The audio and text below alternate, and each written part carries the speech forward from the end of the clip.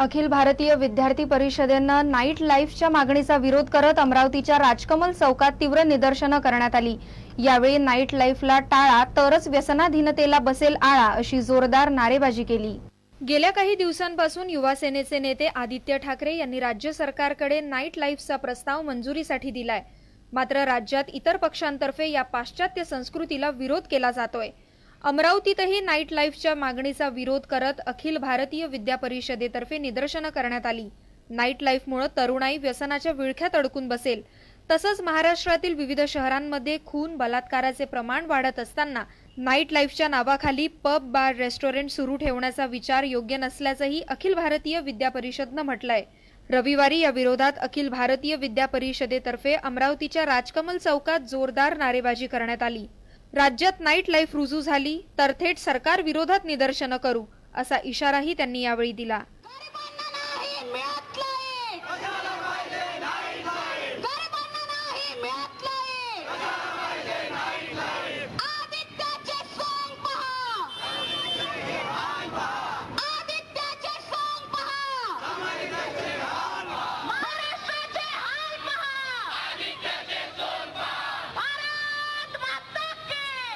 Night life सिस्टीमचा उल्लेख कुठेतरी झाला पाहिजे आणि त्याचं रूपांतर कुठेतरी सगळ्यांच्या वागणुकीतून आणि सगळ्या सरकारच्या माध्यमातून झालं पाहिजे अशा गोष्टी करतो। तेव्हा विद्यार्थी परिषदेला असा प्रश्न पडतो की जेव्हा तुम्ही संस्कृतीच्या मोठमोठ्या गोष्टी करत आहात तर तेव्हा तुमच्या या संस्कृतीच्या गोष्टी या नाईट लाईफ सिस्टीमला सुरू करण्यामुळे गेल्या कुठे?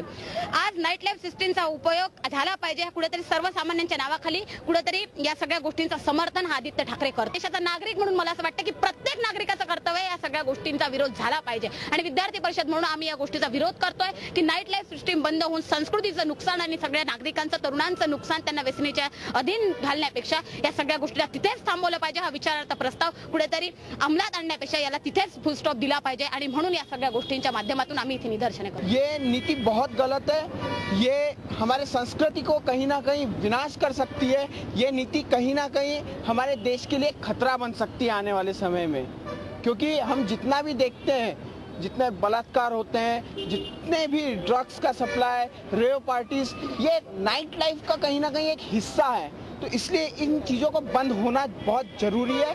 आदित्य ठाकरे से निवेदन और चेतावनी दोनों एक साथ है कि वो ये कल्पना मात्र भी निकाल दे अपने दिमाग से। नहीं, हर चौक पर उसका हम घेराव भी करेंगे, आंदोलन भी करेंगे, हर प्रकरण करेंगे, लेकिन इस चीज़ को लागू होने नहीं देंगे।